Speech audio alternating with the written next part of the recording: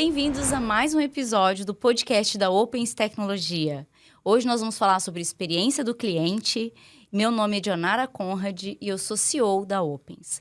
Há mais de 22 anos falando sobre relacionamentos e conectando pessoas. Bom, quando nós falamos de experiência do cliente, é difícil a gente não falar em despertar emoções.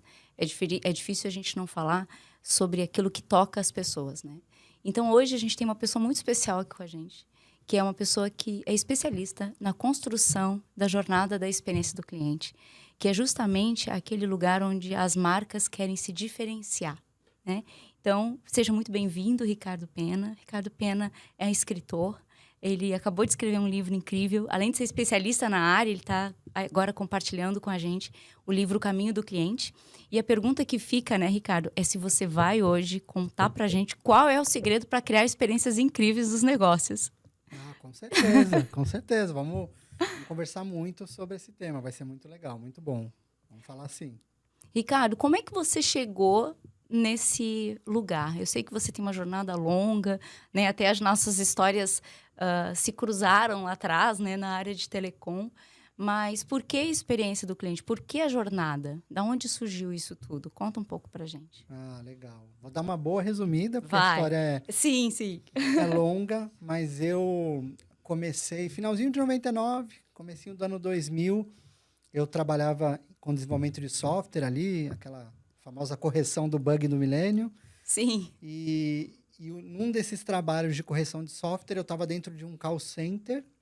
E lá na conversa no call center pintou a pergunta: poxa, por que a gente não tem uma solução de chat? Por que a gente só atende por telefone, né? Então, isso finalzinho de 99, comecinho de 2000. E aí veio uma ideia: poxa, vamos fazer um atendimento por chat, então. Aí, naquela época, né, comecinho de 2000, a gente lançou uma solução chamada Net Call Center. Aí foi a minha primeira experiência como empreendedor. Não tinha a menor ideia do que era atendimento a cliente direito. Sabia desenvolver software só. E aí entrei nesse meio de solução de atendimento para cliente. Então, nós desenvolvemos uma solução por chat. Lá atrás não tinha quase empresa fazendo isso, não tinha esse negócio de nuvem, era... Tudo com um servidor, né? Exatamente. Nossa, era super tudo caro, difícil de fazer. Hoje, ainda bem que as coisas melhoraram bastante. E aí a gente lançou a solução da Net Call Center, que é uma solução de atendimento por chat, depois veio o atendimento por e-mail. Quando a gente chegou no ano de 2004, eu decidi sair. A empresa estava fazendo uma aquisição de mercado de uma empresa chamada Orbium. E aí, nessa aquisição, eu decidi voltar para o mercado. Então, saí, né, tirei o chapéu de empresário e botei o chapéu de colaborador. Fui trabalhar numa empresa americana chamada Avaya, que é uma empresa de software para atendimento, só que com um portfólio muito maior, né? Então, saí de uma empresa bem pequena para uma empresa multinacional gigante e aí construí carreira lá. Então, comecei na área de serviços, depois fui para a área de consultoria, aí assumi uma região inteira, América Latina inteira, para a área de consultoria, o que foi legal. E aí foi nesse momento que eu comecei a perceber o que era a experiência do cliente, porque até então a gente só ficava batendo na tecla de atendimento, a experiência do cliente. Isso acho que era 2014, mais ou menos, 2015. E aí eu comecei a ouvir dos clientes que não, que atendimento era um pedacinho da experiência do cliente. Mas se a experiência do cliente falha, o cliente cai no atendimento. E se a experiência do cliente é perfeita, não precisa de atendimento, né? Precisa de atendimento para vender mais, não para resolver problema. E aí eu falei, poxa, legal, tem coisas que a Avaya não faz de experiência do cliente, que eu queria aprender. E aí, era essa época mais ou menos, 2015, fui para fora, fui fazer aqueles cursos que a maioria das pessoas que se apaixonam por experiência do cliente vão fazer, Disney, Ritz-Carlton, Zappos, Harley-Davidson, tudo que tinha de workshop dessas marcas. Como eu trabalhava numa empresa americana, eu ficava muito fora do país, eu aproveitava para fazer os cursos. E nesse meio tempo, eu escutei, a primeira vez na Disney, mas escutei em todos os lugares uma frase que me chamou muita atenção, que era mapa da jornada do cliente. Todos faziam mapa da jornada do cliente. E falei, poxa, tem uma coisa em comum que todos fazem, mapa da jornada do cliente. Eu vou tentar trazer isso para o Brasil. Aí voltei para o Brasil, isso era 2017, mais ou menos. Nessa época, eu era diretor de consultoria e pré-vendas na Avaya. E eu falei, poxa, vou incluir na nossa consultoria mapa da jornada do cliente. E aí, num primeiro projeto, uma seguradora lá no Rio de Janeiro, desenhamos esse mapa da jornada do cliente e o cliente adorou, né? Na época, não tinha, aqui no Brasil, 2017, quase ninguém, acho que tinha uma pessoa só que falava de mapa da jornada do cliente. E foi muito legal o retorno, mas não tinha ferramenta, não tinha muito material, principalmente em português. E aí eu percebi que temos um negócio aqui. Dá para a gente criar, né, uma empresa, dá para ajudar mais trabalhando no mapa da jornada do cliente. Não era a Praia da Havaia, tentei levar lá dentro, o pessoal falou, não, minha cabeça de empresa americana, né? Não, vamos manter o foco, tal. Se quiser fazer isso em algumas consultorias, ok, mas não vamos desenvolver ferramenta nem nada. Uhum. E aí eu falei, poxa, tem espaço para abrir uma empresa. Chamei o Bruno Gobato, que Certo, é head de experiência do cliente lá na Brinquedos Estrela, né? Eu já conhecia ele, já tinha feito alguns trabalhos junto. E perguntei, poxa, você topa? O que você acha? Se você que é realmente de experiência do cliente achar que faz sentido, eu acho que temos um negócio aqui. Ele topou na hora. Eu lembro que isso era Conarec, de 2018. Nossa. E aí, poxa, vamos desenvolver. Aí fomos desenvolvendo software. Aí você tem mais experiência do que eu em desenvolvimento de software. Fomos naquele devagarinho, sem muita pretensão. Aí levou quase 2 anos, né? Software, ou você foca, ou você nunca termina, né? Na verdade, nunca termina, né? Exato. Vamos combinar, né? É isso, mas a gente não chegou nem no MVP, né? A gente ia lá fazendo, tentava programar um pouco, mas ainda trabalhando muito na Havaia. E aí veio a pandemia. Então, quando começou a pandemia, a minha carga de atividades na Havaia acabou diminuindo um pouco. Falei, poxa, agora é a hora de investir um pouquinho de tempo e lançar esse negócio. Aí investimos, trouxemos aí um primeiro dev para ajudar a terminar. Agosto de 2020, a gente lança a primeira versão. A primeira versão foi mais para os amigos do Bruno. Então, como o Bruno era de CX, ele conhecia muita gente também que era de CX, gestor de CX como ele. E aí, tá aqui a plataforma, usa ou indica para um amigo. E 3 meses depois, a gente já tinha quase 2.000 pessoas usando a plataforma. Era gratuita, a gente não cobrava nada, só deixava usar a plataforma, porque a gente queria saber se esse negócio era da nossa cabeça ou se fazia sentido. E aí, poxa, faz sentido. Vamos criar uma empresa. E aí organizamos aí finalzinho de 2020, 2021, empresa criada. Criamos uma versão da plataforma paga, começamos a oferecer curso, consultoria, e aí a empresa veio crescendo, né? Então, hoje, a gente está aqui, 1º de julho de 2024, né, conversando. A gente está com 24.000 pessoas já usando na plataforma, gente em vários países. Então, falei que ia resumir, mas acho que falei demais.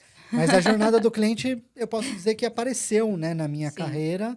Não foi algo que eu descobri, etc. Não, eu estava aprendendo, eu vi que essas empresas faziam.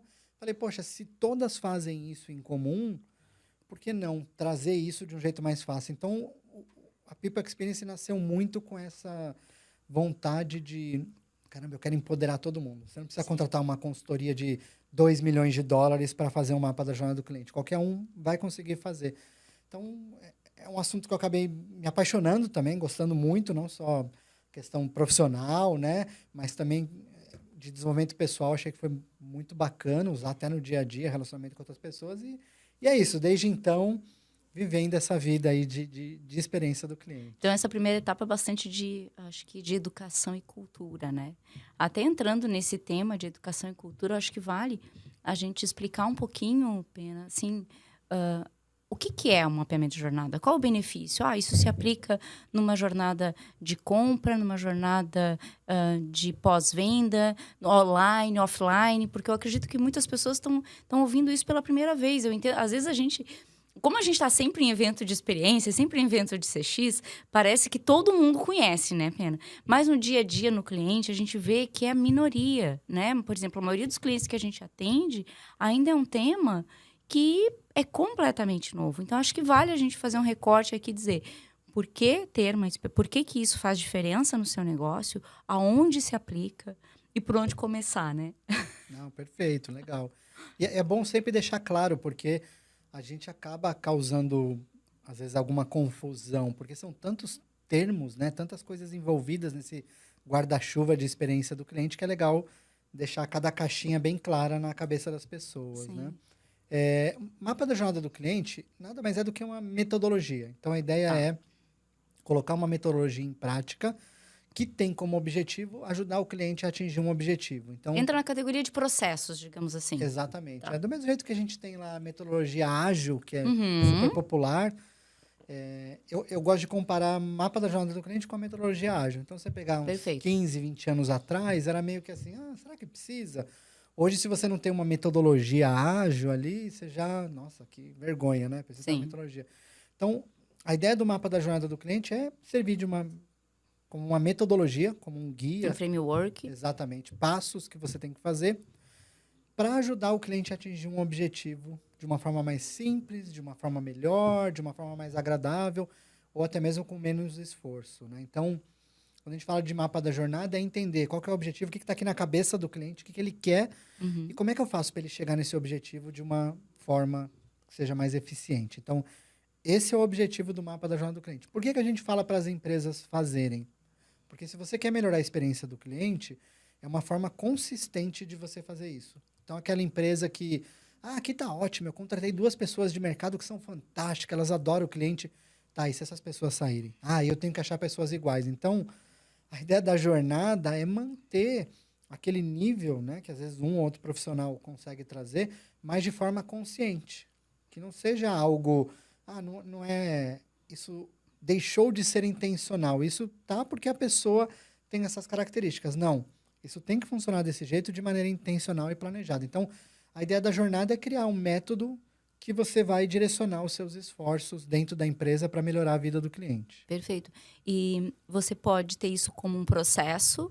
É como se fosse assim, ó, eu sempre gosto de dizer que a experiência do cliente a gente constrói em 3 pilares, né? Pessoas, processos e tecnologia. Vamos imaginar que cada empresa tem um objetivo, né? E que ela precisa ter... A primeira coisa, então, é ter o objetivo, ter clareza de qual o propósito, porque a jornada, ela, mesmo tendo uma metodologia própria, para cada empresa ela vai ser única. Porque cada empresa tem uma forma de encantar o cliente, tem um objetivo naquela condução da jornada. E não necessariamente é só para encantar, né? Ela é para guiar também, não é?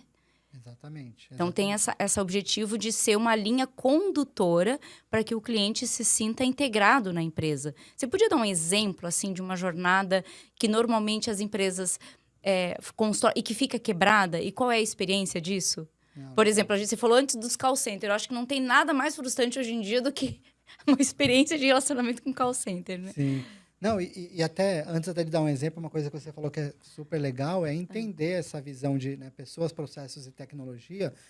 E geralmente, eu costumo ver a jornada em cima. Por quê? A jornada vai te dizer o que você tem que mudar. Pessoas, processos, tecnologia. Quando a gente está mapeando a jornada, a gente leva em consideração tecnologia, leva os processos, leva as pessoas, leva desenvolvimento de talento, métricas, o que eu tenho que medir que está faltando, parte de estrutura. Caramba, será que eu tenho que mudar de região para conseguir ajudar meu cliente, né? E aí, quando a gente começa a entender tudo isso, a gente gera resultado aí positivo. E pegando o exemplo, aí até o call center que você falou, a gente tem um cliente, eu gosto muito de usar esse exemplo, que é o call center nos procurou a área de atendimento. Ricardo, queremos melhorar, queremos criar uma boa experiência, a área de atendimento para cartão de crédito. E aí a gente foi lá, mapeou a jornada e a gente começou a perceber aquelas coisas que o call center escuta, mas que nunca são utilizadas para melhorar nada na empresa, né? Então, tinha uma reclamação recorrente que era cobrança indevida. Perfeito. Então, a gente desenhou ali as jornadas, né? Jornada de venda do cartão de crédito, aquisição, jornada de onboarding do cartão e jornada do atendimento. E aí a gente foi pegar, primeiro, essa reclamação, cobrança indevida. E a gente reparou que não era cobrança indevida, que esse cartão de crédito tinha um benefício. Se você usasse num mercado específico, uma vez por mês, você não pagava mensalidade. Mas se você não usasse, você pagava. Só que para o cliente não estava claro isso. E o cliente ligava para reclamar. Aí o que a gente fez? A gente desenhou a jornada de venda e treinou o vendedor, quando for oferecer o cartão de crédito, de falar que isso é um benefício. Olha, se você resolver adquirir esse cartão de crédito, tem esse benefício, você não paga mensalidade, você tem desconto no mercado, tal, todos os benefícios.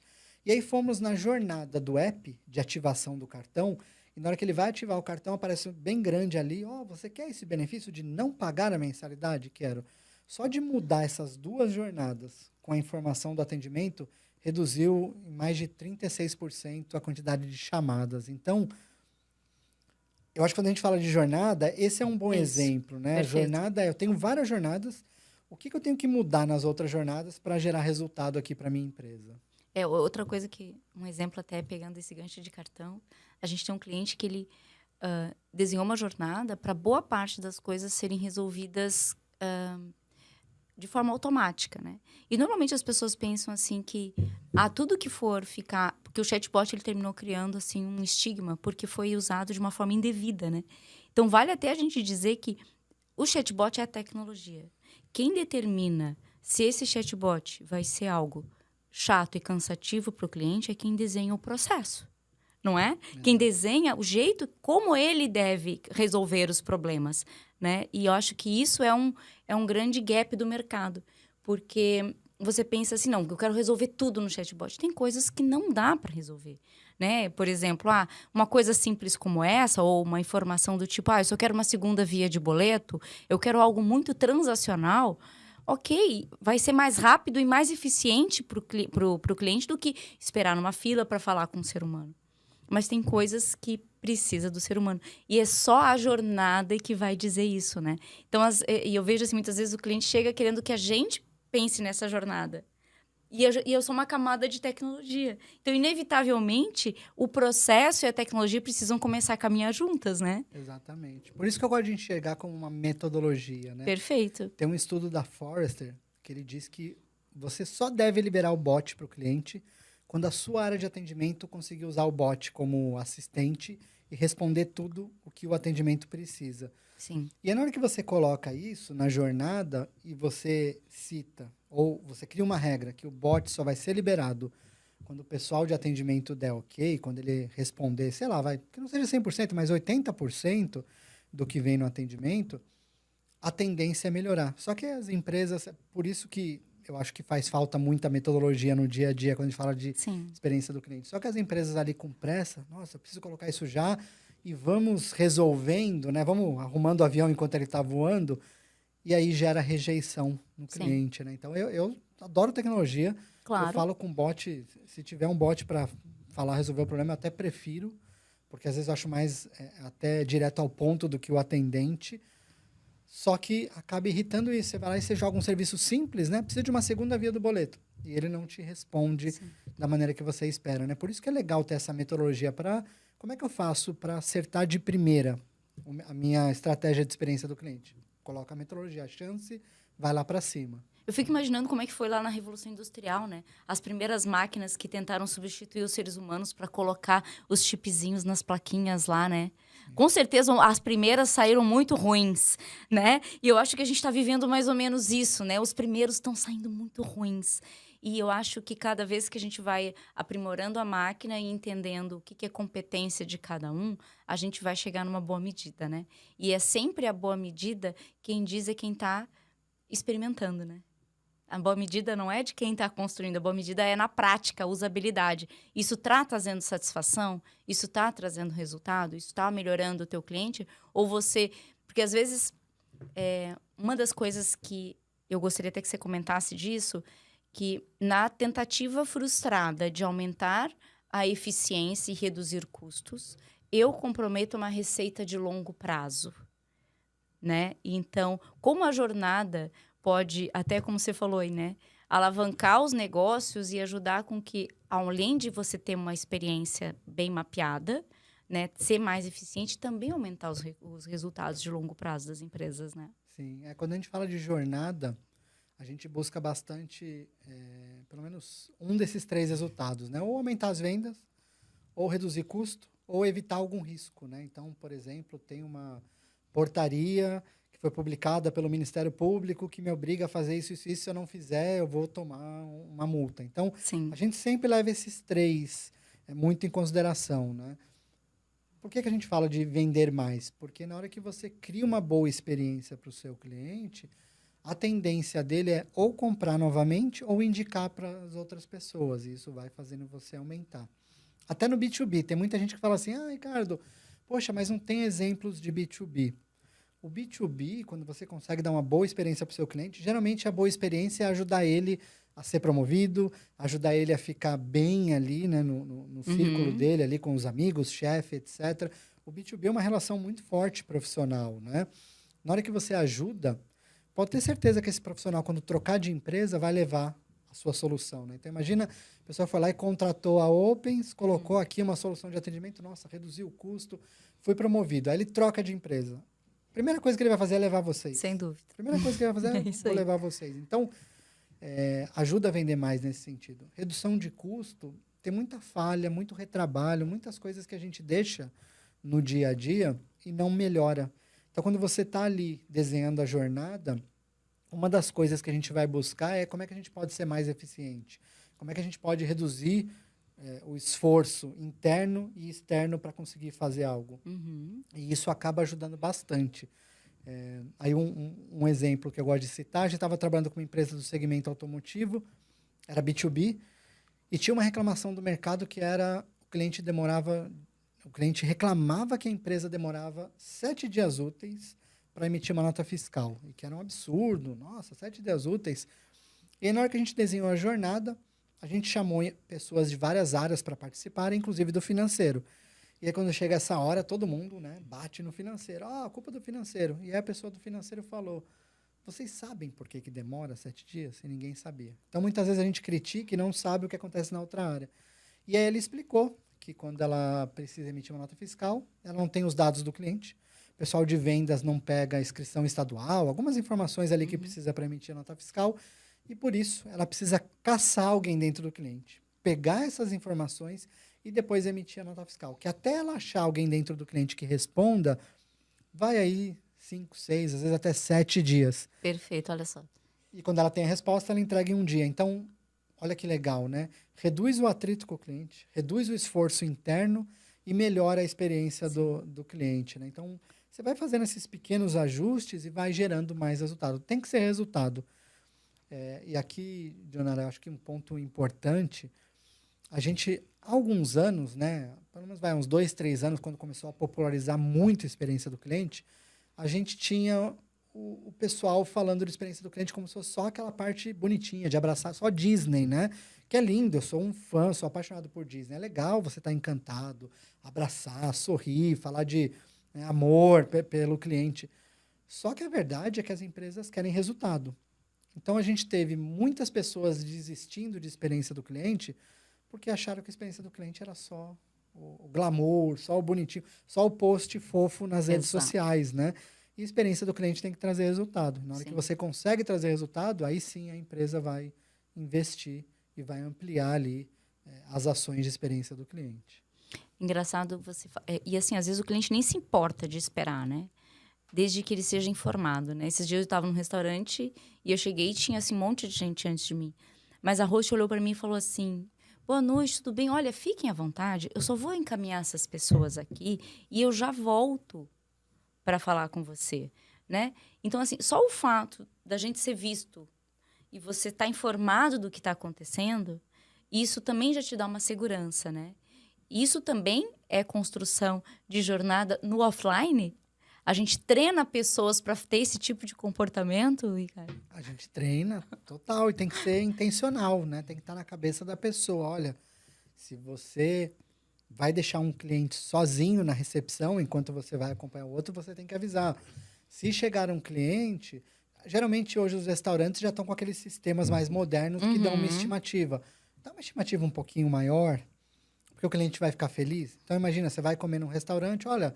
Tá, 25 minutos de espera. E aí você fala, 25 minutos? Tá bom, vai, eu vou ficar. Vou ficar. Em 12, não tô falando para dobrar, mas imagina que em 12 a pessoa te chame. Aí você vai entrar toda feliz. Sim. Ninguém gosta de esperar. Mas ainda assim você vai ficar feliz porque, nossa, ela falou 25, consegui em 12 minutos, que legal.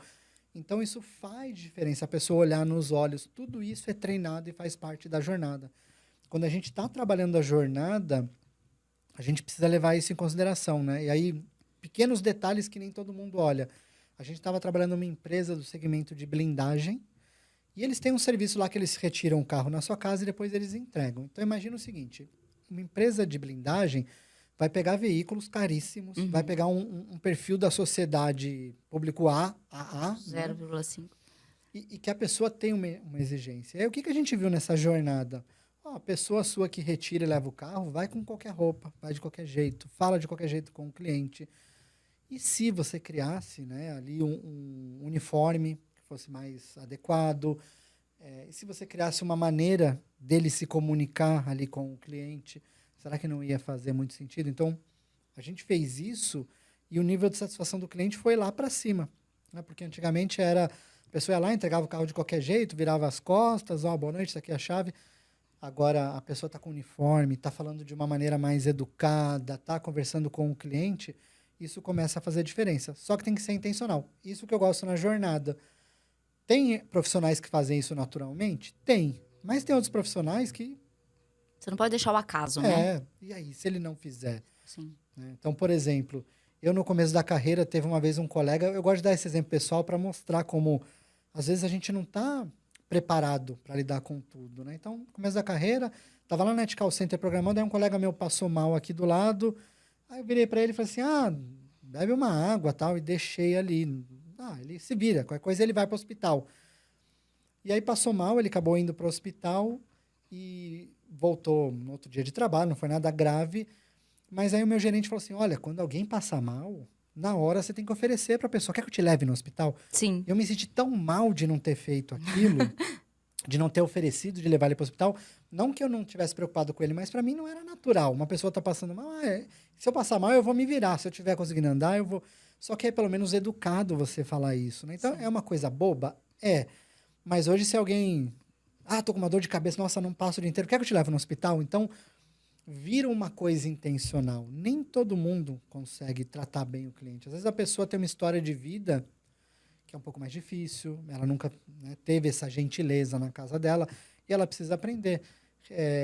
Hotel de luxo. Eu fui fazer o treinamento de formação lá no Ritz-Carlton. Quantos dos colaboradores do Ritz-Carlton são pessoas que tiveram a oportunidade de se hospedar num hotel desse nível? Praticamente zero. Sim. Como é que eu ensino a pessoa? Qual o repertório que ela tem para saber qual é o serviço de qualidade, né? Exato. Então, a gente precisa... A jornada é exatamente isso. É um manual de todas as situações, em todos os momentos, como é que você lida. Por exemplo, aí voltando, né, para o caso que você falou do restaurante, pode ser que seja iniciativa própria. Beleza, de qualquer jeito é bacana. Mas amanhã essa colaboradora vai embora, entra outra e cai. Se isso não for Exato. Agora imagina você tem a jornada. E aí no primeiro dia de trabalho, lê aqui a jornada. Deixa eu te treinar com a jornada. Quando for deixar um cliente sozinho, avisa que você já vai retornar em 2 minutinhos. Olha nos olhos, fala com gentileza. Então, isso faz parte do dia a dia da empresa. A gente vive numa sociedade tão diversa, né? E a gente tem camadas de comportamentais tão diferentes que a gente precisa entender essa ecossistema social, né? Essa biodiversidade social e entender a quem a gente serve. E aí que está a camada de diferenciação, né, Ricardo? Porque cada vez mais produto é commodity. Se a gente for pensar em comida, se a gente for pensar em tecnologia, se a gente for pensar em hotel, se a gente for pensar, né, em coisas assim, no geral, tudo é muito comoditizado. É normal você ir num restaurante de determinada classe ter uma boa comida. É normal você comprar um software. Hoje todo mundo consegue desenvolver tecnologia, tem muito acesso, né? Bons hotéis, todo mundo tem acesso a comprar os lençóis de 1000 fios. Mas aonde está a diferença, né? Na sutileza, né? A gente faz escolhas cada vez mais pela questão emocional. Acho que o ser humano está evoluindo, né? Até estou olhando aquele livro ali atrás, né, da inteligência emocional e tal. Eu acho que nós estamos, assim, é uma parte da evolução humana. A gente está mais sensível para a percepção da experiência, né? Antes acho que também a gente passou por uma fase que a gente tinha escassez de acesso. Ou agora a gente tem acesso a tantas coisas, né? As grandes marketplaces nos dão acesso a tanta coisa que qual é a diferença de eu comprar da empresa A para B se eu tenho o mesmo produto? Eu preciso ter uma camada de diferenciação. Eu acho que isso é muito, muito legal para nós como sociedade, porque isso vai nos fazer evoluir, né? De certa forma, é um passo de evolução, né? Exatamente. Aí, você falou bem, né? O acesso está muito fácil. Muito fácil. Então, eu quero comprar alguma coisa, eu tenho vários portais. Onde que eu vou escolher, né? E aí eu gosto muito de, pelo menos, reconhecer um pouco do que a Amazon trouxe para o mercado, que é Uma régua, né? Vou subir aqui a régua. Você quer vender no meu portal? Quero. Então, você tem um monte de regras aqui que se você pisar na bola, eu vou te tirar. Uhum. Então, tem uma história até do Bruno Gobato, do meu sócio, ali da Brinquedos Estrela, que eles tiveram um problema com um brinquedo específico e a Amazon foi lá e tirou todos os itens dele de venda, enquanto ele não resolvesse o problema nesse brinquedo específico. Então, Olha só. ela sobe o nível e fala, na minha loja, só vai vender quem vende qualidade, quem realmente entrega o que promete. Aí ele vai para as empresas que fazem entrega para eles, se atrasou a entrega, você vai tomar uma suspensão. Então, é subir o nível e exigir que tenha esse nível aqui. O que às vezes acontece muito com as empresas é, só o que tá no meu controle eu vou mexer aqui, o resto eu vou deixar. É terceirizado, é terceirizado. Tá, mas está afetando o seu cliente. Por que não? Pode ser terceirizado, mas sobe o nível. Não importa se está no call center terceirizado a sua operação de atendimento. Desenha a jornada, vai para esse call center, leva a jornada e fala, eu preciso que você entregue um atendimento deste nível. Sim. Você consegue? Não. Então eu vou para outro call center. Sim, os BPOs acho que, inclusive tem um case do Nubank, né, que foi um grande desafio porque eles faziam tudo internamente, né? Então tinha uma cultura muito forte de atendimento e de experiência porque o poder estava muito na ponta, né, da pessoa que estava ali na frente do cliente, né? Eu até lembro um case eles contando que a pessoa que estava no telefone, muitas vezes, ela não tinha todas as respostas. E eles tinham um chat paralelo via Slack, que a pessoa estava ali, e agora o cliente está perguntando tal coisa. E tinha o pessoal de back-office ajudando a resolver. Quando isso cresceu, né, e foi para os BPOs, se perdeu bastante disso, né, com essa dificuldade de mapear isso. Então, sem dúvida, uma boa jornada ajuda as empresas a escalarem também, né? Então, isso que você falou agora. Então, a jornada ela está a serviço de você garantir a qualidade do cliente na ponta, você garantir que teu cliente vai sempre ter o mesmo padrão, a expectativa, porque não existe coisa pior do que você um dia num restaurante, no outro dia tá horrível. Você comprar um dia num lugar, no outro dia não tá bom. Acho que isso é uma coisa muito ruim. E a terceira coisa é permitir escalar, né? Então, permitir escalar, permitir você crescer com a mesma cultura. E para a gente falar de escalar dentro da mesma cultura, a gente precisa falar de experiência do colaborador, né? Então, isso também se mapeia, Ricardo? Como é que faz esse negócio? Também tem a jornada do colaborador, tem que ser levada em consideração. Eu costumo dizer que não tem experiência do cliente sem experiência do colaborador, né? Tem que se preocupar com as duas. E tem uma coisa do call center que eu acho que mostra bem como você pode tornar a vida do colaborador e do cliente horrível ao mesmo tempo. Você liga numa central, já deve ter passado por isso. Nossa. Aí a pessoa vai lá e fala assim, o colaborador, né, tá aqui no telefone conversando com você. Ai, senhora, só um momento que hoje o sistema tá lento.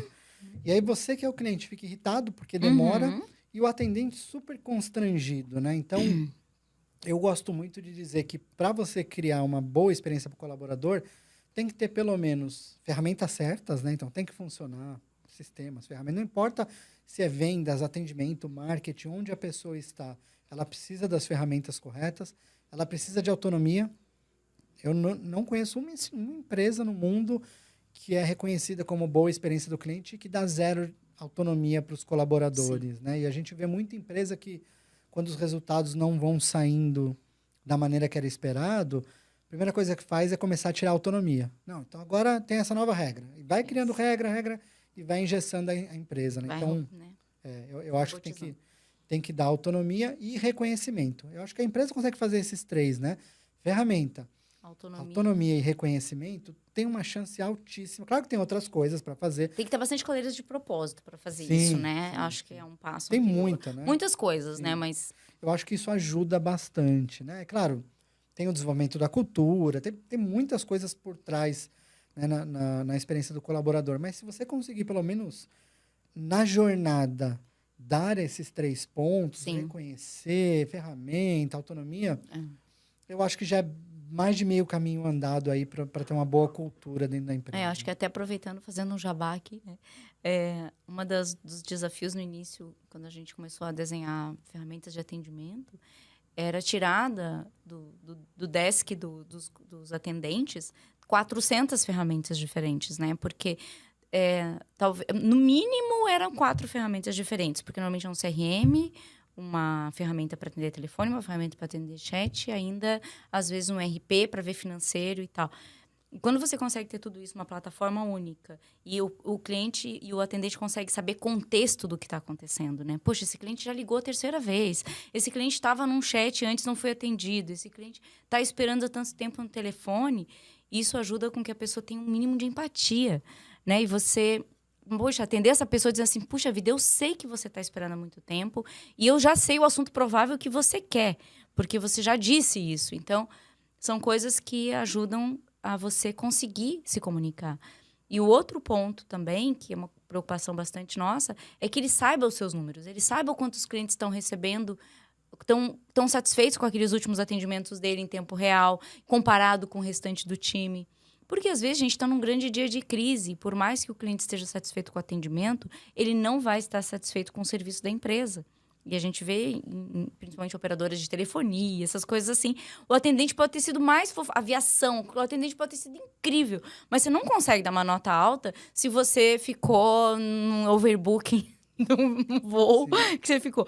Então, sim, a pessoa ter essa capacidade de olhar para os seus números e saber que ela está fazendo o melhor possível e se autoavaliar, né? Essa crítica da autoavaliação, acho que na época dos call centers foi deixado muito de lado, né? Foi deixado sempre para um terceiro avaliar. E a pessoa não tem a capacidade de se autodesenvolver, né? Então, acho que essa vem de acordo com isso que você falou, da pessoa ter autonomia para perceber o momento de tomar uma decisão que vai impactar, né? No dia a dia dele, assim. Eu até, na última vez que eu estive em São Paulo, eu conversei com o pessoal do Boticário e eles contaram que eles têm um programa para coletar todas as informações que os clientes falam, tanto nas redes sociais quanto no atendimento ao cliente. E que esse time, ele imputa direto no time de produtos. Então, por exemplo, os fãs começaram a trazer negócio de melancia, porque queriam um cheiro de melancia. Eles criaram um perfume de melancia. E quem traz essas sugestões de lançamentos e novidades baseado nos pedidos é o time de atendimento que compila isso. Eu achei tão fantástico isso, um case desse. Sim. Não, e é super necessário, né? Não só essa autonomia, mas você vê que quanto mais madura é a empresa, menos ferramentas ela usa, né? Então, o exemplo que você deu lá do atendimento, que o atendente às vezes fica louco, né? Com Alt Tab, etc. Acontece com outras áreas, marketing, pessoal de gestão da experiência do cliente.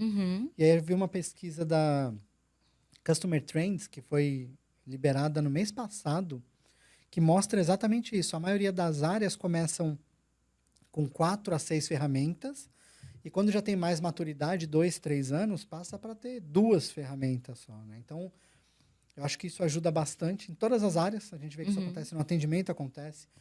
O gestor, às vezes, do marketing tem uma ferramenta para campanha, uma ferramenta para relatório, e a gente vê hoje também as ferramentas de marketing tentando juntar tudo. Unificar. O gestor de experiência do cliente ou de CS também, aí tem uma ferramenta para desenhar a jornada, uma ferramenta de pesquisa, uma ferramenta... De gestão. Então, ele vai tendo várias ali e o profissional começa a ficar confuso, né? Então, a ideia é ajudar com esse trabalho, para que a pessoa entenda que se aquele pedacinho dela não der certo, acontece o que você disse, mata toda a experiência. A questão do voo, né? Não adianta nada aqui no avião eu ser gentil, eu tratar bem o cliente, se até ele entrar dentro do avião, a vida dele for um terror. Ele dificilmente vai avaliar bem perdão, aquela experiência, né? Então, ajuda bastante. A gente tem um cliente que são os Correios, né?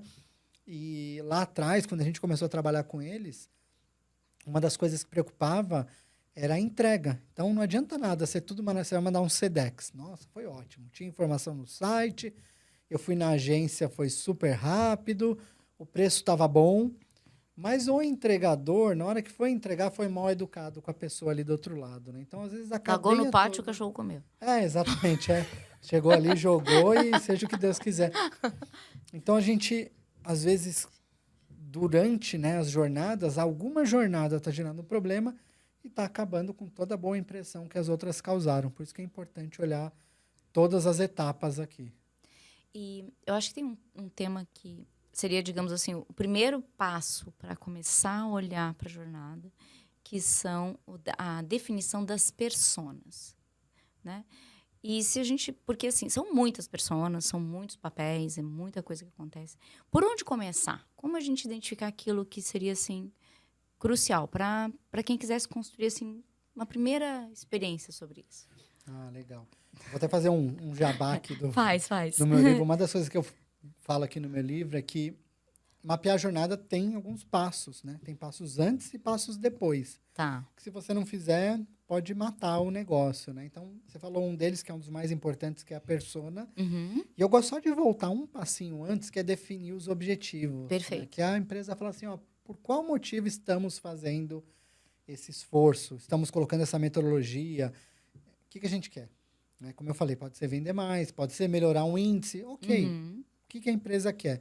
Porque depois, lá na frente, aí vou já passar bem para frente os passos, na hora que eu entregar a jornada e começar a executar o plano de ação, esses resultados têm que bater com aquilo que a gente esperava lá atrás. Né? Então, Certo.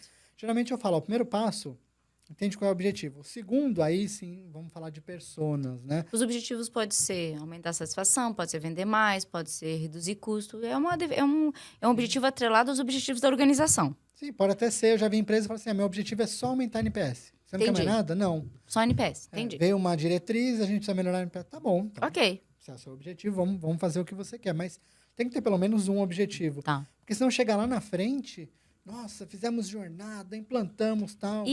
E aí? Não, mas melhorou um monte de coisa. Que coisa melhorou? O que você tinha antes? Como era antes e como é agora? Ah, eu não sei. Tem que mas ter um depara, né? então precisa fazer, tá? Tá. Aí quando a gente chega na persona, entra um pouco nesse detalhe que você comentou, que é como é que eu faço para entender meu cliente? E hoje a maioria das empresas, né, quem está assistindo a gente aqui, eu até coloco um desafio, anda na empresa e pede mais de 6 características do cliente. São raras as empresas que dão mais de 6 características do cliente. Geralmente vem coisas do tipo assim, idade, região que vive, renda e acabou. Aí já é bastante coisa, porque normalmente o que eu vejo é só o cargo. Exato. É o diretor de não sei o que lá. Sim. Né? E é homem é mais velho, é mais novo. Às vezes é uma coisa pegando ali pela pessoa, né? Sim, geralmente é assim. Mas quando a gente fala de persona, a gente quer entrar em características, né? Quais são as dores, quais são os desafios. Aquela coisa, o que vivem, o que comem. Exatamente. O que sentem quando comem isso. Exatamente, é isso que a gente quer escutar dessa persona, né? Eu quero entender tudo. Até características pessoais do tipo introvertido e extrovertido. Sim. E aí, quando eu falo isso, tem muita gente falando, cara, mas precisa de tudo isso? Precisa. A gente já teve um cliente B2B, empresa multinacional aqui no Brasil, procurou a gente e falou assim, Ricardo, eu tenho um budget gigante de marketing, faço uns eventos maravilhosos e ninguém vai. Temos uma base aqui com mais de 2.000 clientes e as pessoas não vão. Aí analisamos o cliente e deu que o cliente era um perfil introvertido. E aí a gente falou, olha, deixa eu te contar uma coisa sobre introvertidos. E aí eu sou um deles, né? A gente gosta de ficar em casa. Então, se você mandar uma cesta de café da manhã... Vai ser mais eficiente. Exatamente, né? O introvertido vai te amar para sempre. Agora, se chamar ele para ir num evento lotado de outros humanos, ele não vai. O introvertido não vai nesse evento. Então, quando a gente começa a entender características do cliente, a gente consegue melhorar a experiência dele. Por que a persona é tão importante antes da jornada? Porque senão eu vou desenhar a jornada pensando na minha cabeça. E não é como eu gostaria de ser tratado, é como o cliente gostaria de ser tratado. Sim. E às vezes o cliente não sou eu. Um exercício de empatia. Você tem que exercitar a empatia. Isso é quase uma terapia, tá? Olha só, você construir personas do seu cliente é você fazer terapia de empatia. Se colocar no lugar do outro. Sim, exatamente. Talvez um dos desafios maiores da nossa humanidade. Não, é um desafio gigante. Gigante. É um desafio gigante. Conhecer bem a pessoa e aceitar, respeitar e tentar, ainda que seja muito diferente de você. Isso cabe para relacionamento de casais, gente, para quem quer arrumar namorado, para filhos, serve para um monte de coisa, tá? Então, presta atenção aqui. Sim, no livro eu falo isso. Ó, se você aplicar isso no seu dia a dia, pode melhorar bastante. Sua vida para tudo. Quem é pai, né? Você sabe bem disso. Você tem ali... Tenho 2 filhos, são totalmente diferentes, né? Um é mais do esporte, outro gosta de jogar xadrez. Então, assim... E aí, o que eu vou fazer, né? São personas diferentes. Né? Diferentes. E o cliente é a mesma coisa. Eu vejo, a gente fez um mapa da jornada do cliente na People Experience há umas 2 semanas. A gente chamou a nossa equipe de serviços e a gente falou, vamos desenhar? Vamos. Ah, eu até vi umas fotinhos. E aí muita gente fala assim, pô, Ricardo, mas vocês precisam? Preciso, porque a gente também tem essa dificuldade. Por exemplo, a persona que mais usa People Experience, em geral, é uma mulher, ela foi promovida há menos de 2 anos para uma área de experiência do cliente, então ela trabalhava ou no atendimento ou em marketing, e ela está cheia de inseguranças e ela precisa de algo que vai ajudar ela no dia a dia, que vai passar essa segurança que ela precisa. Então, a nossa jornada foi em cima disso, porque se eu fizer a jornada pensando o que eu preciso, essa não é a minha necessidade, né? Eu já estou há mais tempo na estrada, é diferente da minha persona. Então, quando a gente foi desenhar ali a jornada, a gente fez um exercício bem legal que era, essa persona é totalmente diferente de todos nós. Apesar do time da People ser mais feminino, são pessoas em outro momento de carreira. E a pessoa que está ali numa área de gestão de CX é uma pessoa que não tem mais de 2 anos, pelo menos as que contratam a gente. Então, são características que geram um desafio para a gente entender. Por isso que a gente foi lá, vamos olhar nossa persona, vamos ver o que ela precisa, e aí sim vamos desenhar a jornada. O que ela gosta? E não o que eu gosto, né? Aí, imagina, a nossa persona ela é mais extrovertida. Então, não adianta mandar... Talvez ela até goste da cesta de café da manhã. Mas se eu chamar ela para ir num Extrovertido evento, que ele gosta de tudo, né? Por exemplo, eu ia gostar do café da manhã, Exato. mas ia gostar também do rolezinho, ia gostar... E aí é uma característica que a gente percebeu. São profissionais que gostam de estar em eventos. São profissionais que gostam de estar em comunidades, que gostam de interagir. Que é super diferente do que a gente estava esperando. Então, por isso que é legal entender as personas, né? Por isso que é fundamental. Conhece bem a sua persona, que você vai conseguir criar boas experiências para ela. E a persona da jornada é a mesma persona que a gente mapeia lá no marketing? Porque a gente já fala de persona no marketing há bastante tempo. Sim. São as mesmas, têm características diferentes, dá para usar mesmo mapeamento ou não? Depende do negócio. Tá. Então, geralmente, quando a gente olha... Vamos pegar o B2B. O B2B, às vezes, a gente tem uma persona que é o comprador, uma persona que influencia, uma persona que vai usar. Então, vamos pegar o nosso caso, software, né? Tá. A gente desenvolve software. Muitas vezes, quem vai assinar, quem vai contratar, não é a pessoa que vai usar. Não é a pessoa que vai estar lá no dia a dia atendendo o cliente na sua solução. Perfeito. Então, eu preciso entender que essa persona valoriza A, B e C e que essa outra persona que vai usar o meu software valoriza C, E e F. Então, tem algum momento que elas se conectam? Tem, mas na maior parte elas são personas diferentes. Então, a persona do marketing é uma persona. É uma persona. A ser considerada numa jornada de compra. Exato. Não em todas as etapas. Não em todas. Perfeito, é isso aí. Entendi. Então, às vezes, eu estou fazendo ali uma campanha de marketing da minha solução. Quem que decide? Quem que influencia? Legal. Mas no dia a dia, a minha equipe de relacionamento com o cliente, o Customer Success, a equipe de suporte, eles precisam conhecer a persona do usuário da minha plataforma, da minha ferramenta. E vai ajudar a fazer aqui. Aí, um exemplo, né? Quando você pega escola, para quem que é a campanha? Muitas vezes são para os pais. Só que eu preciso entender... A gente fez um trabalho para a ESPM agora que era legal, né? Quando você pega a graduação, geralmente tem uma influência dos pais. Para pós e para o mestrado, MBA, etc., não tem essa influência. É a pessoa que vai e a pessoa que escolhe e ela tem orgulho da instituição que ela escolheu. É muito difícil alguém que escolheu o MBA não ter orgulho daquele MBA que ele escolheu. Já para graduação, às vezes eu tô aqui porque meu pai me obrigou, falou que tinha que fazer essa universidade, porque ele estudou, porque ele era melhor, ele não podia fazer. Então, tem N coisas que acontecem. Aí, quando você chega o marketing está focado no decisor. Como é que eu faço para aumentar a venda? Sim. Então, claro que eu estou generalizando, né? Senão alguém vai comentar aqui o vídeo e vai falar, não, eu sou do marketing, eu não faço isso. Ok. Eu não faço, sim. Mas o marketing, em geral, ele quer falar com quem assina o cheque, seja B2B ou B2C. Agora, quando a gente está falando de criar uma boa experiência, a gente tem que entender que, às vezes, aquela persona que o marketing mapeou não é a persona que vai manter a gente rodando. Imagina, você fechou um projeto gigante. O cliente que assinou o cheque te adora, mas a equipe toda de atendimento que usa a sua plataforma não gosta. Então, vai chegar uma hora que o gestor vai jogar a toalha e vai falar, olha, eu adoro vocês, nossa relação é ótima, mas quem usa a plataforma não quer mais usar. Não quer mais usar. Então, eu vou ter que trocar. Ainda que eu esteja contrariado, eu vou ter que trocar. Então, isso pode acontecer. Perfeito, perfeito. É bem interessante a gente perceber também que quando a gente fala de jornada e de experiência, a gente sempre pensa algo sofisticado, né? E na prática, a grande sacada é você entender que você aplica isso do público D ao público A. E que o grande diferencial está em você conhecer profundamente o teu cliente. Não é sempre que você vai desenhar uma jornada que você vai fazer algo sofisticado.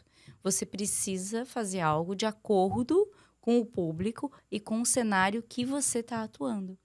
Né? É muito normal você ver pessoas querendo criar experiências e que você vê claramente que elas estão desencaixadas do lugar, né? Tipo, olha, um restaurante que é claramente para atender classe D e querer tentar mostrar uma experiência diferente que aquele público de classe não vai se sentir bem com aquela jornada. E não é uma questão de julgamento ou de, né? É simplesmente assim, quando a gente, por exemplo, se eu vou num boteco tomar uma cerveja, eu quero a melhor experiência de boteco da minha vida. Sim. E às vezes não é nem uma questão, às vezes, de classe, é uma questão assim de, cara, eu quero essa experiência de boteco. Eu não quero a experiência do restaurante classe A. Eu quero a experiência da cerveja no copo, do melhor... Né? Então, tudo isso tem que ser levado em consideração. Sim. Né? Não é que vai ser o mesmo serviço. Exato. E se você for pegar até você mesma como exemplo, né? Esse exemplo que você falou do bar. Pega como você era ali, 20, 18 anos, começo de carreira, os lugares que você ia e o seu nível de exigência e o nível de exigência que você está agora, né? Então, quando eu olho lá atrás, há 20, 25 anos atrás, para onde a gente vai? Vamos onde der. Vamos onde der. Mas é ruim, o lugar não é tão confortável, tal, ok. Hoje, quando você vai viajar, que você já está, né, com passados alguns anos um pouco melhor, você já sobe o nível de exigência, né? Que é aquele famoso paladar não retrocede. Então, qual que é a nossa persona? E você não precisa, é o que eu falo, você não precisa ir sempre para esse mercado de luxo, tal. Não. Você pode ter uma experiência mais barata, mas ainda assim ter uma boa experiência para aquele seu grupo. Então, imagina o seguinte, poxa, eu tenho 2 pousadas, né? Não é o que fazemos agora. Eu vou construir 2 pousadas. Uma que é para um público mais jovem, com um preço mais baixo. O que eles querem? O que tem que ter no café da manhã? Poxa, o café da manhã, eles nem ligam muito, a maioria nem toma. Precisa ter 3, 4 itens aqui, tá ótimo. E para um público mais velho, esse aqui gosta de tomar café da manhã. Ele já está acostumado a viajar para fora. Tem que ser mais cedo, não dá para começar às 9 o café da manhã. Exatamente. Eu, por exemplo, já sou daquelas que o café da manhã começa às 8 horas, eu já tô achando tarde. Sim. Exatamente. A gente acorda cedo. Por isso que o público faz diferença. É isso aí. Você tem aqui o seu público faz diferença. Precisa ser um lugar mais silencioso. Então, na hora que você começa a entender o seu público, você entrega a melhor experiência. Então, melhor experiência, e é legal deixar isso claro, não significa mais cara. Não significa que o custo vai ser altíssimo, né? Significa que ela vai ser direcionada. Acho que tudo é sobre corresponder à expectativa, né? Exatamente. A gente, às vezes, cria um super brand para a tua marca.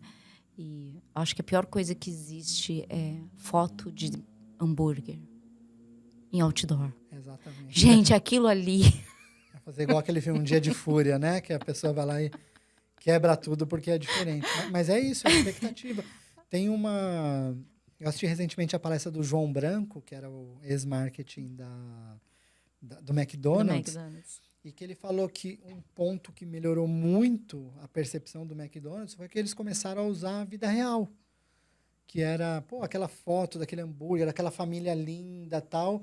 Mas esse não é o público, né, do McDonald's. Às vezes é o estudante, às vezes a pessoa está desarrumada. Não é aquela família linda, perfeita, de comercial de margarina, né? margarina. Não é isso. Tem que mostrar a realidade. Tanto que hoje, por que é tão... A gente está numa era que os influencers têm tanto poder. Porque é uma pessoa real que está consumindo um produto e mostrando como aquele produto está sendo consumido de verdade. Não é uma peça publicitária perfeita, construída para aquele momento. Não, é o seu produto. Chegou na casa da pessoa, como é que ele chegou, como é que a pessoa usou, tem até aqueles vídeos de unboxing, né? Que a pessoa Sim, os abre recebidos e tal. ali. Exato, e aí aquilo chama a atenção. Então, hoje, parece que a gente evoluiu aí um pouco como sociedade e que a gente já não cai mais nessas de, não, eu vou, deixa eu ver um review aqui, deixa eu ver o que esse influencer está falando. Então, isso A era muda da bastante o jogo. autenticidade, né? A gente está vivendo a era da autenticidade. Exatamente. E as pessoas, e cada vez mais durante muito tempo a gente tentou caber dentro de uma caixinha e a gente queria muito ser igual. Eu acho que a gente está agora num momento assim da humanidade que a gente quer começar a ser diferente, né? E a gente quer saber o que espera de cada coisa, né? Talvez a gente esteja mais seletivo no sentido de criar expectativas mais desenhadas, né? Eu acho que isso é muito legal. Acho que é um sinal de evolução dos tempos, né? Quando todo mundo, até a última palestra que a gente estava falando sobre a gente falou justamente disso, né? Quando todo mundo tem superpoderes, ninguém mais tem. Aí a gente precisa olhar para essa camada da emoção, né? Do comportamento, da experiência, é onde todos nós vamos nos diferenciar. Sim. Então, sem dúvida, eu acho que é um dos temas mais importantes da atualidade, né? Exatamente. Não, e tem que ser verdadeiro, né? A Sim. verdade aproxima. A gente, aí, exemplo real, na People Experience a gente estava procurando um treinamento ali de negociação, de vendas, para melhorar a estratégia. E aí fomos olhar alguns profissionais de mercado, e aí teve esse foi engraçado. Eu olhei, assim, tava até muito bem feito, né? O conteúdo que ele postava era legal, a maneira que ele se posicionava era bacana, só que na proposta dele estava lá, olha, em 3 anos a gente tem mais de 200 mil clientes. Eu falei, nossa, 200 mil? E eu gosto um pouquinho de matemática, eu A comecei RD a tem calcular. 50 mil clientes. Eu comecei a calcular, eu falei assim, como é que ele tem 250 mil clientes? Ele falou assim, e já treinamos quase 800 mil pessoas. Eu comecei a calcular ali, eu falei, gente, é quase impossível matematicamente isso. Como é que esse cara fez isso em menos de 3 anos, né? E a gente acabou desistindo por causa disso, porque é um exagero tão grande no marketing que você olha e fala, não é bem isso que eu estava procurando, né? Então, a gente precisa ser sincero. O que mais não é verdade aí, né? Exato. Se você está inventando isso, e a gente gostou tanto que se ele falasse, eu só tenho 3 clientes, eu ia fechar com ele. Mas talvez a insegurança, não sei o que faz a pessoa fazer isso, gera essa expectativa errada, que nem Sim. aí para comer. Tem uma rede que ficou muito famosa, não sei se saiu de São Paulo, mas em São Paulo tinha uma rede que chamava o melhor bolo de chocolate do mundo. Ah, eu me lembro. Uhum. O bolo era bom. Eu fui comer esse bolo, só que não era o melhor bolo do mundo. Não, não era. Na minha percepção, pro meu paladar. Só que era um bolo maravilhoso, que talvez até compraria mais vezes. Mas quando eu cheguei lá e falei, melhor bolo do mundo, e eu comi a primeira garfada, eu falei, não é o melhor do mundo. É um ótimo bolo. Então, às vezes, a pessoa, ela tenta se colocar num pedestal que acaba mais atrapalhando do que ajudando. Perfeito, perfeito. Bom, Pena, a gente já está caminhando aqui para o final. Eu queria, assim... Passou rápido, hein? Passou, olha só, 1 horinha já passou rápido. E eu queria que tu pudesse, assim, dar 3 dicas que eu sei que tu traz alguns segredos aqui nos teus livros, e que tu desse algumas dicas para as pessoas começarem a poder olhar para isso de uma forma, assim, prática, no dia a dia. Por onde começar? E lembrar o quanto isso, assim, realmente pode mudar a percepção que as pessoas têm sobre negócio e entender que experiência não é algo, assim, de outro mundo, né? Sim. Se a gente pudesse, assim, começar. Tá. 3 dicas que eu acho que qualquer profissional consegue aplicar. Primeiro é conhecer melhor o cliente. Então, escolhe 8 clientes da sua base, prepara um questionáriozinho com algumas perguntas e liga para conversar. Mas perguntas abertas do tipo, olha, quando você começou a conversar com a gente, o que você esperava? O que você gosta? O que você acha que a gente poderia melhorar? Em comparação com outras empresas que te atendem, como é que você acha que a gente está? Então, eu acho que o primeiro passo, né, dessas 3 passos, 3 Vou dicas anotar aí... aqui que eu tenho umas visitas para fazer. É conhecer o cliente, conversar com o cliente, né? Os dados são super importantes, o quantitativo é maravilhoso, mas faz o qualitativo, que é ligar. Escolhe 8 clientes, meia dúzia de clientes, para não falar que eu estou exigindo muito. Conversa com 6 clientes, perguntas abertas. Tá. e aceita, escuta. Não é para se defender, né? O cliente fala, vocês me atendem mal. E você já tentar se defender. Não, É que nem aqueles cursos que a gente faz, que as pessoas ligam para 3 pessoas e pedem para eles falarem 3 características boas e 3 ruins suas, e você só escuta É isso aí. aquelas coisas e fica quietinho, Sim. sem réplica. Só anota e agradece. Tá bom. Me fala, explora mais, né? Não, vocês não atendem direito. Me fala um pouquinho mais sobre isso. Então, por mais que seja dolorido, né? Respira. Respira. Então, esse é o primeiro. O segundo, beleza, entendi quem é o cliente. Refaz os passos dele. Como é que é no momento antes dele ser cliente, quando ele está virando cliente, depois que ele virou cliente, né? Entende o que ele percorre, qual que é o caminho, né, desse cliente, o que ele percorre quando ele está antes, durante e depois se relacionando com a minha empresa. Ou até mesmo aquele que teve o antes e não teve o durante, que desistiu. O que fez ele desistir? O que faltou, né? Então, acho que isso é legal. E o terceiro, coloque em prática tudo isso que você aprender no passo 1 e 2. No passo 1 e 2, você vai aprender um monte de coisa. Se você não tiver um passo 3, que é colocar em prática, criar ações para aquilo que você escutou, para aquilo que você percebeu que pode melhorar, aí você está criando uma peça de museu. Então, o ideal é você colocar em prática. Então, coloque em prática. Entende que é o cliente, entende o caminho dele e coloque em prática tudo aquilo que você percebeu ou escutou. Se você conseguir fazer esses 3, ainda que seja 2, 3 ações que você gerou e que você está colocando em prática, já valeu a pena. Parabéns. Olha só, gente, 3 dicas bem práticas e que, se colocadas em práticas, pode mudar completamente o resultado do seu negócio e a percepção que você tem. Porque às vezes a gente vive numa bolha, né? A gente tem uma ideia de como os nossos clientes estão sendo atendidos. A gente tem uma ideia de... quando a gente tem a oportunidade de ter um amigo, cliente, que nos liga e diz assim, ó, puxa vida, Jonara, tá, o pessoal lá na ponta, não... mas nem sempre a gente tem essa oportunidade. Então, quando a gente faz isso de forma intencional, a gente pode transformar os nossos negócios, né? E as nossas relações, né? Que eu acho que é o mais importante daqui para frente. Ricardo, assim, te agradecer demais por você ter vindo, por você estar aqui, pela oportunidade desse bate-papo. Daí que a gente possa, assim, em outros momentos, conversar mais. Eu acho que a gente tem muitas coisas ainda para falar juntos. Não, obrigado, Jonara, pelo convite. Foi um prazer. Passou rápido o tempo. É um tema que eu gosto muito de conversar e sempre que quiser, tô à disposição. Tá jóia, então. Obrigada, pessoal. Obrigada, Ricardo. Até a próxima.